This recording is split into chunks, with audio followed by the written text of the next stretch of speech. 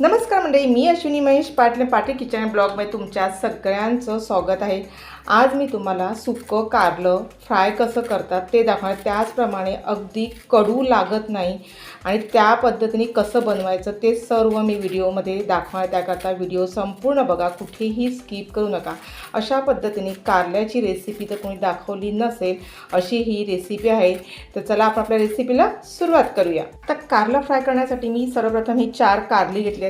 आता कारली साफ कशी करायची ती आपण बघणार आहोत। तर आपण हे ना देठ आहे हा कारल्याचा हा काढून घ्यायचा आहे। त्याचप्रमाणे इथे आपल्याला पूर्ण कारलं आहे हे सोलून घ्यायचं आहे बघा। अशा पद्धतीने हे सर्व साफ करून घ्यायचं। सोलरच्या साह्याने सर्व ही सालं आहेत काढून घेते।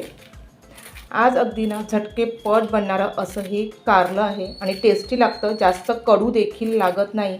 आणि कारल्यामध्ये सर्वात रेसिपी म्हटली म्हणजे तर मला अशा पद्धतीनेच कारलं फ्राय केलं आवडतं। मग मी आज खास हा व्हिडिओ अपलोड करते आहे।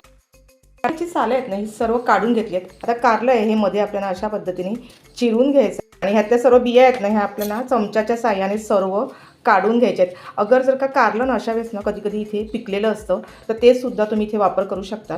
कारल्याच्या बिया काढून घ्यायच्या आणि त्याचा सुद्धा वापर करा, छान लागतं कारलं, ते फेकून द्यायचं नाही। आता सर्व अशा पद्धतीने ह्यातल्या मी सर्व बिया आहेत ह्या काढून घेते। कारल्यामधल्या सर्व बिया आहेत ह्या काढून घेतल्यात। आता कारलं चिरायचं कसं ते सर्वात महत्त्वाचं आहे। तर कारल्यांना आपण अशा पद्धतीने उभ्या अशा मध्ये चिरून घ्यायचं आहे। त्यामुळे ना कारल्याला कडवटपणा ना खूप कमी लागतो आणि कारलंसुद्धा खूप छान फ्राय होतं आणि टेस्टी लागतं। आता इथे बघा मध्ये मी पुन्हा हे चौकोनी तुकडे करून घेतलेले आहेत। आता मध्ये आहेत ना हे असे बारीक बारीक असे तुकडे करून घ्यायचे। पुन्हा हे बघा अशा पद्धतीने हे आपल्याला चिरून घ्यायचे आहेत। आता मी अशा पद्धतीने बाकीचे सुद्धा ह्याच पद्धतीने हे सर्व कारली आहेत ही मी कट करून घेते।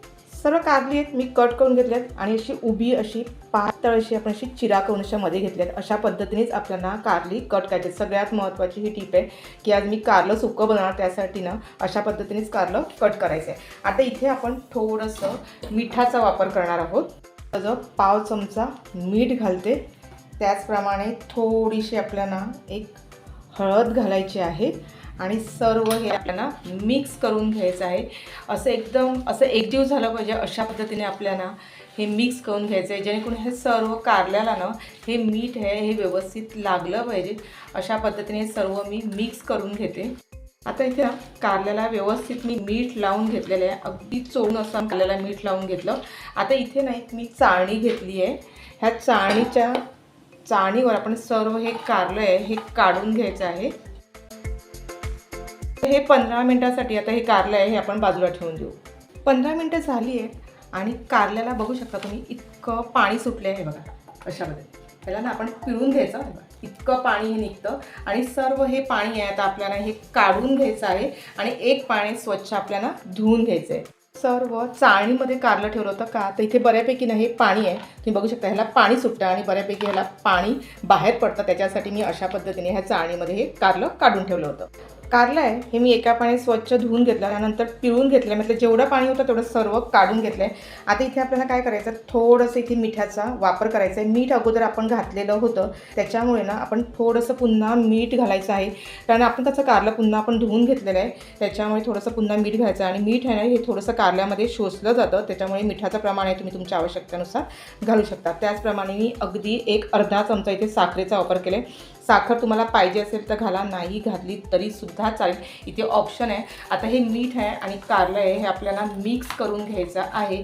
मी अशा पद्धतीनेच नेहमी कारलं बनवते आणि खूप छान लागते। जेव्हा आपण डाळ भात बनवतो ना त्यावेळेस डाळ भातासोबत खाण्यासाठी अशा पद्धतीने अगदी सुकं कारलं मी आज कसं बनवायचं ते तुम्हाला दाखवलं। आता हे सर्व मिक्स करून घेतल्यानंतर इथे आपल्याला 1 ते 2 मिनिटासाठी फक्त हे बाजूला ठेवून द्यायचं आहे। आणि कारलं हे आपण बाजूला ठेवलं होतं जेणेकरून याला मीठ आणि साखर आहे पुन्हा खूप छान लागलं जातं आणि खूप छान मुरलं जातं।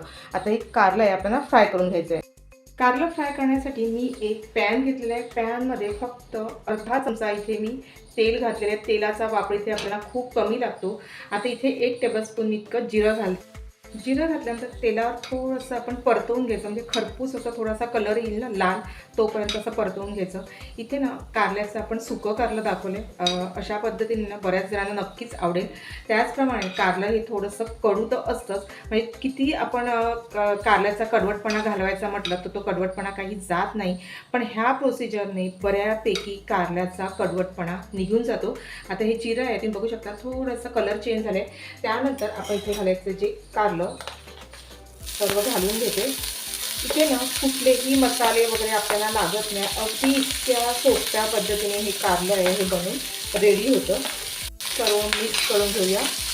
आता ना हे मिक्स करायचं आहे, व्यवस्थित मिक्स करून घ्यायचं आहे तेलामध्ये, जेणेकरून ह्याच्यामध्ये ना आपण जिऱ्याची फोडणी घातली आहे आणि जिऱ्याचा सुवास आहे ना हा कारल्याला लागला पाहिजे.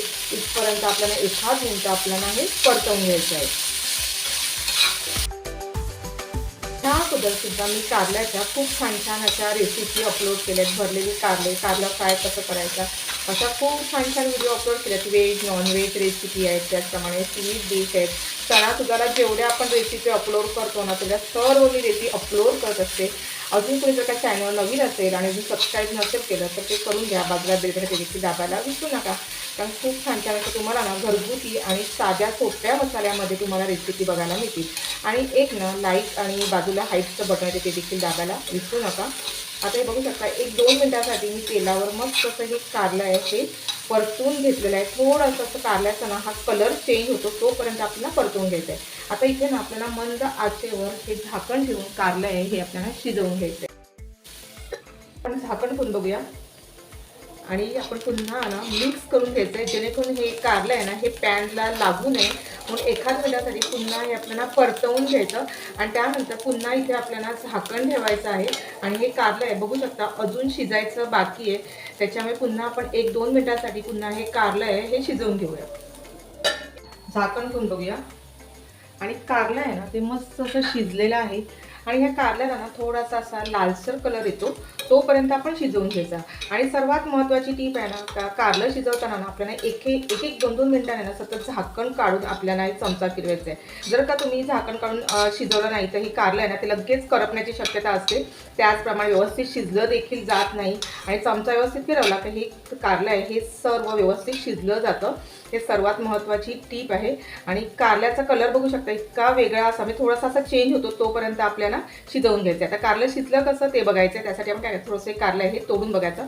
हे बघा आता हे लगेच असं कारलं आहे हे तुटलं जातं, म्हणजे हे कारलं आहे हे शिजलं गेलं. आणि जर का तुम्ही इथे ना ह्या कारल्याला आणखीन जास्त शिजवलं तर हे कारलं आहे ना थंड झाल्यानंतर कडक होते. त्याच्यासाठी आपल्याला हे कारलंसुद्धा जास्त शिजवायचं नाही आहे.